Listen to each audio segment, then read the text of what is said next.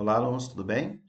A nossa aula hoje é sobre afinidade eletrônica ou o que a gente chama de eletroafinidade, tá? É a energia liberada quando um átomo isolado no estado gasoso captura um elétron. Gente, vamos fazer um link com a aula passada? Na aula passada, a gente viu a energia de ionização, que era a energia consumida por um átomo isolado no estado gasoso quando a gente tirava um elétron dele, né? Para eu arrancar um elétron de um átomo, eu tenho que fornecer energia, ou seja, fornecer energia para tirar o elétron. Por quê? Porque o elétron tem carga negativa, ele é bem atraído por um núcleo que tem carga positiva, essa atração dificulta a retirada. Então eu gasto energia para tirar esse elétron, certo? Se o átomo é bem grandão, a energia fornecida para retirar o elétron é pequena. Se o átomo é bem pequenininho, eu gasto bastante energia para tirar esse elétron. Então, a energia de ionização é a energia gasta para tirar o elétron e transformar o átomo num cátion, certo? A afinidade eletrônica é o contrário.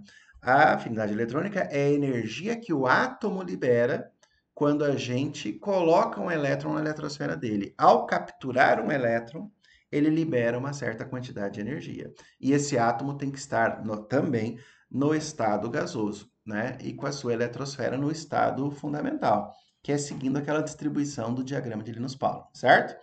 Então, ó, afinidade eletrônica ou eletroafinidade, ó, eu tenho um átomo no estado gasoso, ele captura um elétron se transformando num ânion, mais a energia que ele libera ao receber, ao capturar esse elétron. Então, se a energia de ionização é conhecida como energia formadora de cátions, a afinidade eletrônica ou eletroafinidade, que também é uma energia, é energia relacionada à formação do quê? A formação de ânions, tá? Porque um átomo, ao capturar elétrons, fica com carga negativa, e átomo com carga negativa é íon, chamado de ânion. Tudo bem? Daí a gente tem aqui, ó, também a orientação das setas. Olha só. Se um átomo é pequenininho, a afinidade eletrônica, a energia que ele libera é grande. Se um átomo é grandão, a energia que ele libera a receber o elétron é pequenininha. Pensa comigo, um átomo grande, né, bem grande, tem o seu último elétron lá girando ao redor do núcleo, né? Para eu arrancar esse elétron, energia de ionização, eu forneço pouca energia porque ele está bem afastado já daquele último elétron. Então, a atração das cargas sendo pequena, pouca energia para retirar esse elétron. Se para um átomo grande, que mal consegue cuidar do seu último elétron, que tem uma energia de ionização pequena, for fornecido mais um elétron para ele, a energia que ele devolve também é pequena, não é verdade? Agora, se eu pegar um átomo bem pequenininho, que é difícil de tirar esse último elétron, porque a energia de ionização é bem alta, quando ele recebe, quando ele captura um elétron, né, ele consegue liberar bastante energia. A afinidade eletrônica está relacionada com a facilidade com que esse elétron tem de capturar, com esse átomo tem de capturar elétrons. Se ele captura com uma certa facilidade, porque ele é bem pequenininho, ele libera bastante energia. Se é difícil dele capturar, ele quase não captura, a energia que ele libera é bem pequenininha, tudo bem? Mas se a gente comparar, né, a orientação das setas de afinidade eletrônica e energia de ionização, a orientação das setas é a mesma. Ó. A afinidade eletrônica aumenta com a diminuição do raio. Quanto menor o raio, maior a afinidade eletrônica, maior essa afinidade, né? Só que ela tem uma diferença na tabela. Lembra? A energia de ionização se aplica aos gases nobres. A afinidade eletrônica não. E por que a gente não aplica o conceito de afinidade eletrônica para gases nobres? Vamos voltar na definição? É energia liberada quando um átomo isolado no estado gasoso captura um elétron. Quem captura elétron? Quem está carente de elétrons. Como os gases nobres têm a estabilidade máxima na tabela periódica, né, eles não precisam de elétrons, eles nem aceitam elétrons na sua eletrosfera. Então, se não tem como eles capturarem o elétron porque eles já têm a estabilidade máxima, então a afinidade eletrônica não se aplica aos gases nobres. Então, a gente começa a analisar a afinidade eletrônica da família 7A para trás, ou da família 17 para trás, porque a família 18, a família dos gases nobres, não se aplica afinidade eletrônica, tudo bem? Então, se fosse energia de ionização, A maior energia de ionização é a do hélio, né? Porque para eu tirar um elétron da eletrosfera do hélio, é um processo energeticamente falando muito custoso. Agora, quando eu falo em afinidade eletrônica, eu descarto os gases nobres, então eu tenho quem aqui, ó? O flúor, com a maior afinidade eletrônica. Tudo bem, gente? Tranquilo? Então, ó, dando sequência ao nosso estudo, a gente continua com uma outra propriedade periódica que é a eletronegatividade. A eletronegatividade, gente, é muito importante, despenca nos vestibulares, cai muito e a gente precisa estar por dentro dela, tá? Eu acho que ela é uma das mais importantes, junto com raio atômico, é uma das mais importantes que a gente tem, tá? A eletronegatividade é uma tendência que um átomo tem de atrair elétrons, tá? Aqui a gente tem a definição de a força de atração exercida sobre os elétrons de uma ligação, tá? Então, olha só, eu coloquei aqui uma molécula de H2. H2 é hidrogênio ligado com outro hidrogênio pelo compartilhamento de um par eletrônico, tudo bem? Como são átomos do mesmo elemento químico, a eletronegatividade deles é a mesma, ou seja, a tendência para atrair elétrons ou para atrair o par eletrônico compartilhado é a mesma. Então, esse hidrogênio da direita aqui, ó, atrai o par eletrônico com uma certa intensidade. Mas esse hidrogênio aqui da esquerda atrai o mesmo par eletrônico com a mesma intensidade. Se eles atraem com a mesma intensidade, o par eletrônico fica exatamente no meio. E a molécula vai ser considerada uma molécula apolar. Porque não se esqueça que o par eletrônico é formado por elétrons de carga negativa. Então, geralmente, quando os elementos ou os átomos que estão ligando, né, participando da ligação, são diferentes, um vai ser sempre mais eletronegativo que o outro. E o mais eletronegativo acaba puxando com mais intensidade o par eletrônico, fazendo com que ele se torne, né, o elemento mais eletronegativo da ligação, transformando a região onde ele se encontra num polo negativo, né? Se eu estou ligado a outra pessoa, eu sou um átomo, e eu consigo puxar o par eletrônico da ligação para mais perto de mim, então eu consigo criar uma região próxima aqui da minha pessoa, uma região negativa, um polo negativo. Então a eletronegatividade é muito importante porque ela acaba formando polos negativos para quem atrai o elétron com mais força, né? E polo positivo para quem perde o elétron ou o par eletrônico por distanciamento. Tudo bem? Isso é bem importante, tá? A eletronegatividade, gente, também é orientada, ó, por setas na tabela periódica.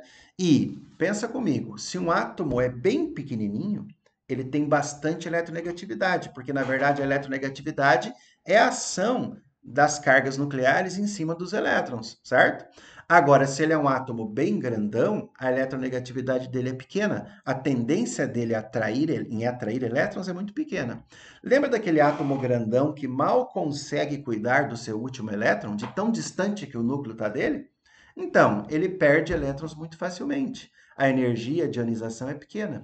Ele devolve muita energia se ele capturar um elétron, porque a afinidade eletrônica é muito pequena. E ele tem uma tendência muito pequena de atrair elétrons. Então, a eletronegatividade dele é muito baixa. Tudo bem? Agora, se o átomo é bem pequenininho, é difícil tirar elétrons da sua eletrosfera, né? A energia de ionização dele é muito alta. Ele libera muita energia ao capturar um elétron. A afinidade eletrônica dele também é alta. E ele tem muita tendência de atrair elétrons numa ligação química, de uma ligação covalente, que é a ligação por compartilhamento de elétrons, porque a sua eletronegatividade é muito grande. Quanto menor o átomo, maior a sua eletronegatividade. Então, tanto energia de ionização, afinidade eletrônica e eletronegatividade são, né, propriedades periódicas contrárias à do raio atômico. A orientação das setas é contrária do raio. Por quê? Porque quanto menor o raio, maior a eletronegatividade, maior a energia de ionização, maior a afinidade eletrônica, tá? E assim como na afinidade eletrônica, a eletronegatividade não se aplica a quem? Aos gases nobres. Porque os gases nobres, que já são os mais estáveis da tabela periódica, não têm tendência de atrair elétrons, porque eles nem fazem ligações químicas para atrair o par eletrônico, tudo bem?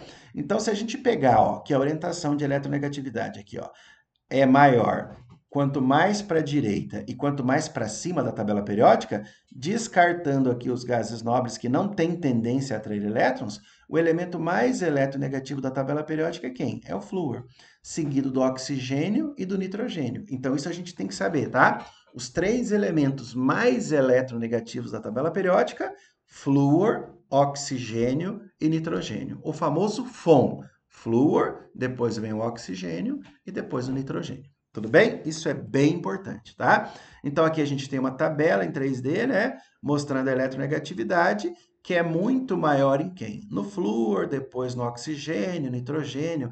Essa região aqui, ó, de cloro, nitrogênio, né? Essa região aqui de ametais é uma região de alta eletronegatividade.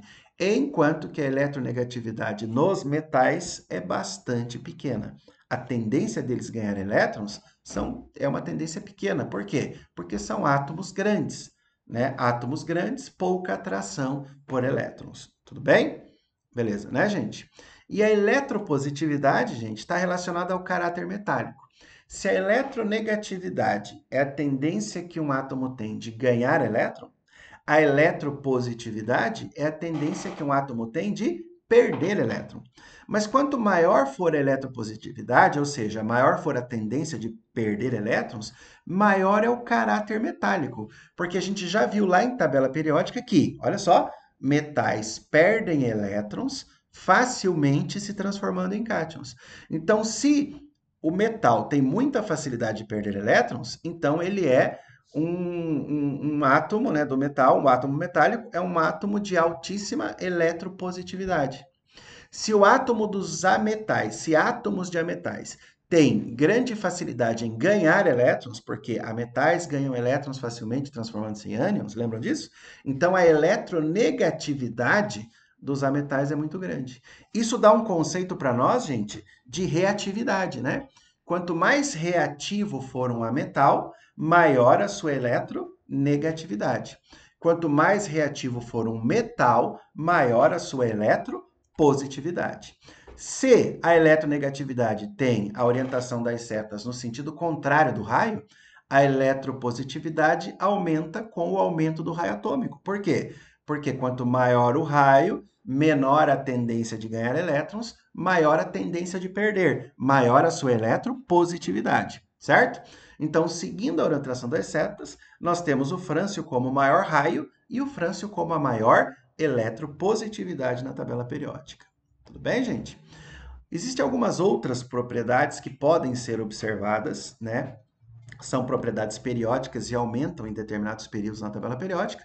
E uma delas também é a densidade. A gente sabe que a densidade é uma relação entre a massa e o volume de uma amostra. Densidade, geralmente calculada com a massa em gramas e o volume em centímetros cúbicos. A gente também pode prever o aumento ou a diminuição da densidade na tabela periódica. Olha só, na tabela, a densidade tende a aumentar conforme a gente aumenta, né, o número nos períodos e ela tende a aumentar para o centro da tabela periódica. Então, ela aumenta de cima para baixo e para o centro. Nós sabemos que o chumbo tem uma densidade muito grande, mas a densidade do ósmio é a maior densidade na tabela periódica. O ósmio é o elemento mais denso, tá? Eu coloquei aqui uma tabelinha com alguns valores de densidade. A gente tem aqui a densidade do sódio, tá? Não é o cloreto de sódio, é do sódio sozinho, tá? Que é uma densidade menor do que 1 grama por centímetro cúbico, é menor do que a da água, né? A densidade do magnésio, que é 1,74 gramas por centímetro cúbico. Olha que alta que é a densidade do mercúrio já, gente. 13,53 gramas por centímetro cúbico. E a densidade do ósmio, que é a maior, é uma densidade de 22,57 gramas por centímetro cúbico. Uma densidade muito maior que a densidade da água. Tudo bem? Outra característica aqui, ó, que a gente pode analisar são propriedades físicas, né, também, como o aumento do ponto de fusão e do ponto de ebulição, tá? Observando aqui na tabela periódica, olha só, o aumento do ponto de ebulição tende a aumentar para o centro da tabela periódica, mas a gente percebe, ó, que nos elementos da família 1A e 2A, o ponto de fusão e ebulição aumenta de baixo para cima, enquanto que nos ametais, gases nobres, o ponto de fusão e ebulição aumenta de cima para baixo. Tudo bem? Se a gente chegar no analisar aqui, ó, né, essa orientação das setas, a gente vai ter o tungstênio, né, que é um metal, ele é utilizado para fazer filamentos de lâmpadas incandescentes, que tem uma temperatura de fusão altíssima, de 3.410 graus centígrados, né? As temperaturas que aquele filamento da lâmpada incandescente atingem são altíssimas. Então, a gente precisa de um metal com altíssimo ponto, altíssima temperatura de fusão, para que ela não derreta. Tudo bem? São propriedades bem teóricas, né? A gente não vai ter exercícios envolvendo cálculo, é só observar a orientação das setas, tá? Então não se esqueçam, né, das orientações de setas de raio atômico, de afinidade eletrônica, energia de ionização, eletronegatividade, que são os que mais aparecem e nós temos bastante exercícios na apostila para a gente fazer, tá bom? Então eu sugiro que você comece pelos exercícios de assimilação, indo para os de aperfeiçoamento e de aprofundamento. E a gente fará em breve uma live para corrigir esses exercícios com vocês. Tudo bem? Um abraço e bons estudos.